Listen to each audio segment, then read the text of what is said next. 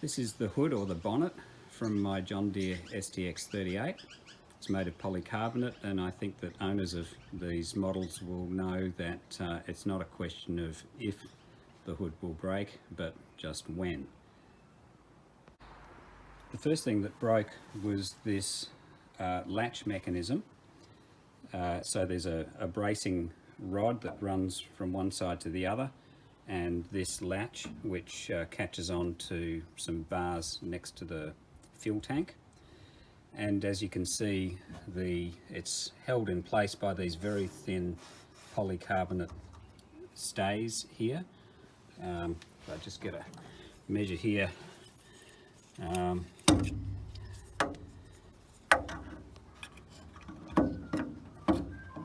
these are pretty thin.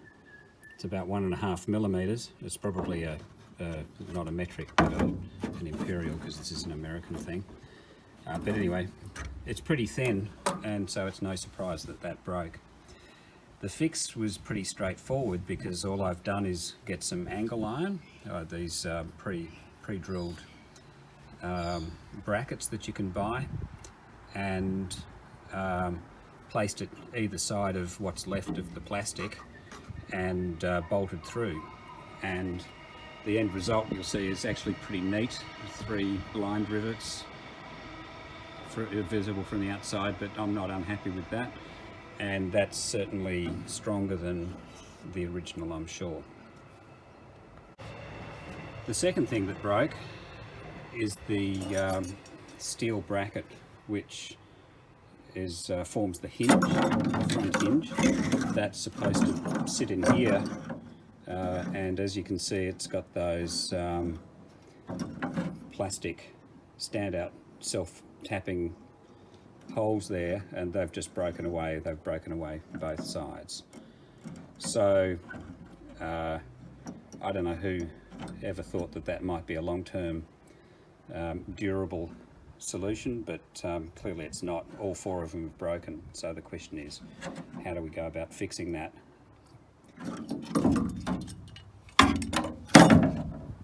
The third thing that's broken is, as you can see, there's a hairline crack running through there, and I've already repaired that. Part of the repair was successful, and the other part was a bit of a waste of time. So what I've used here are actually metal staples, and I'll show you those in a moment. And not staples, I don't know what you call them, but they're plastic, they're metal things that you use for fixing plastic, particularly on cars. And then I put on hot melt plastic, and that part was a kind of a waste of effort, because the engine gets so hot that this stuff just melts or gets extremely soft, so it has no strength. So I might remove that at some point. This is the tool that I use to fix the hairline crack. It's designed for fixing basically plastics on cars, like bumpers and things like that get tears in them. So it's electric. It runs a current through some wires, which I'll show you in a moment, and you push those hot wires into the plastic, and it's like I guess an embedded staple. This is one of those staples, and the idea is you press the button on here, it heats up, you press that into the plastic and it melts its way in, and then you cut the tags off and leave the metal in there. And I find them to be really useful, really easy to use, and really effective. To solve this problem of attaching that securely, sorry, it goes the other way, attaching this back securely, the approach I've taken is to build some new brackets out of aluminium which connect this steel piece to the plastic.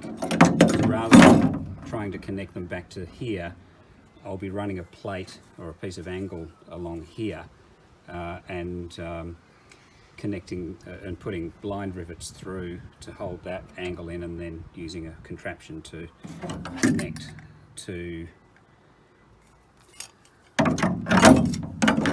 I'm getting it the wrong way up, connect to the steel there. So I'll show you what that looks like. So here's a piece of, it's 20mm by 3mm angle, and the idea is that I'm going to use blind rivets to connect that to the plastic, so I can have multiple blind rivets running along there. The plastic's not exactly flat, it's got a tiny curve in it, but it's such a tiny curve that using the straight angle iron is going to be fine. And then I'll use another piece to connect to the steel bracket above that. I'll need to shave these off a little too, but I want to leave the base of these plastic standouts there so that I can properly line things up. So the way I'm connecting these pieces to the steel bracket is to use another piece of angle iron which I've cut, and I've put in what I call a riv nut. I'm not sure that that's the official term, nut set or something is what's used, but these are really useful things. This is an M8 riv nut, and you drill a hole, you push it through, and then you it's like a rivet. It pulls back and holds itself very securely. So the idea is that these will get connected to here. Can't remember which way up. I'll put them on and show you. And one of them needs a little cutout to fit. One goes there, another one goes here, and then they can sit on top of that. So I'll just assemble those because I've only got one hand, and show you the result. So this is what it looks like once you have the brackets screwed on to that main steel assembly. And then, as you can see, I've very roughly cut off those plastic standouts, and I've just clamped these pieces of angle iron into position roughly where they need to go. Now I've put the original metal bracket in place with its little aluminium brackets with their riv nuts connected, and then that's sitting on top of the angle iron, which is just held by those brackets, by those clamps in place for the time being. But essentially, as you can see, I'm replacing those original plastic standouts with a fairly substantial aluminium assembly, and then the idea will be from this side we'll put blind rivets through, maybe 4 or 5 blind rivets along there, which will make it a lot more sturdy than the original, and that will be it. That should be stronger than the original by a considerable amount. I guess the only other thing I'll need to check when I get back on the mower is that I don't see that I'm going to have any clearance issues around here or here, but perhaps I might have a clearance issue here, so it's possible I might have to cut a little bit off there. Let's hope not.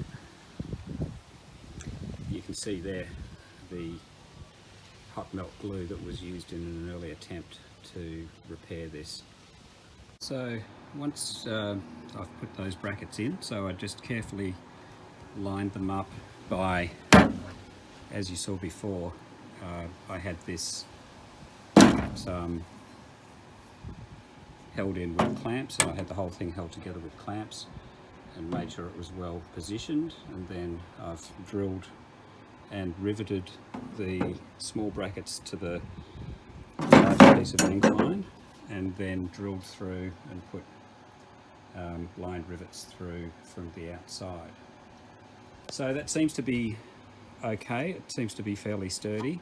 A couple of things, I was considering putting in some adhesive along here. I decided against that because obviously these plastic things break fairly regularly, and I guess or readily, and so I figured, well, I'd like to be able to take it apart if I have to do repairs in the future. So the next thing to do is just screw the bracket in. The final product, that's the bracket holding the new brackets, holding the old brackets in place with blind rivets on the outside. So hopefully that's stronger than the original.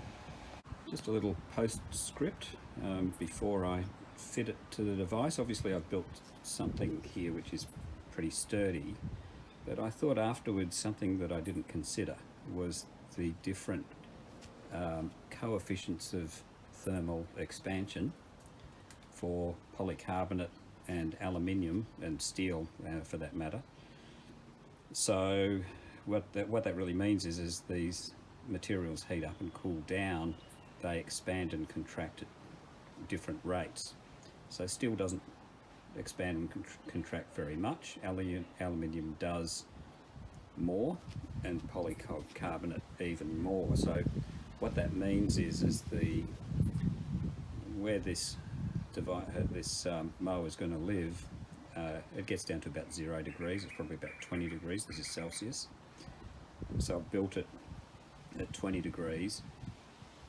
When it gets colder, the polycarbonate is going to shrink faster than the aluminium, which will put some strain on it.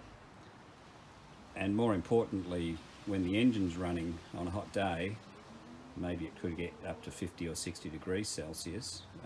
It's fairly low on the engine, it's not high. So the polycarbonate is going to expand quite a bit more than the aluminium. So over a very long period, you would expect that to, and I did the calculation by the way, and it could be between those end rivets, it could be, that's 210 millimeters. It could be up to around 7 millimeters difference in the amount that the aluminium expands and the polycarbonate expands. So over a long period of time, what I would expect is that over many cycles of heating and cooling, that things will either loosen up or start cracking. So whether that happens in one cycle, 10 cycles, 100 cycles, or 1,000 cycles, I guess remains to be seen. But if I see some evidence of it cracking, then it suggests I need to fix this a different way, a more flexible way. And perhaps with hindsight, perhaps I might have left off the two inside rivets and just had the end rivets. The end rivets would probably be sufficient, and that would have allowed more space for the polycarbonate to bend in and out. Or alternatively, I could actually weaken the aluminium, believe it or not, by putting in big holes, because it's probably stronger than it needs to be, to allow it to flex more to accommodate the polycarbonate. But anyway, I've built it now. I'm not going to change it now. We'll see how it goes, and I'll revisit the design if necessary. Well, here is the cover fitted, and I did the work on the cover at home in the suburbs, and then I brought it up to our property to fit it. And I guessed at the lengths and the clearances, and I got absolutely incredibly lucky. So you can see here the bracket in the up position just clears the air filter, but with like 0 millimeters to spare on the side and a tiny bit in there. I mean, it'd be easy to trim it, to cut it, to make it fit. So that absolutely just makes it there. And on the other side, in the down position, that just scrapes past there the oil pan. Can you see? Oh, there you go. You can see it now. Just scrapes past. So I got it to, by completely guessing, I got lucky on the sizes. So I don't actually have to trim anything. It's all good, and it works beautifully. So it's all very solid now, and it doesn't look too bad either. There's just those 3 little rivets under the H and the N, and the 4 rivets further down, and we'll just see how it goes with thermal expansion. Hopefully it'll be fine.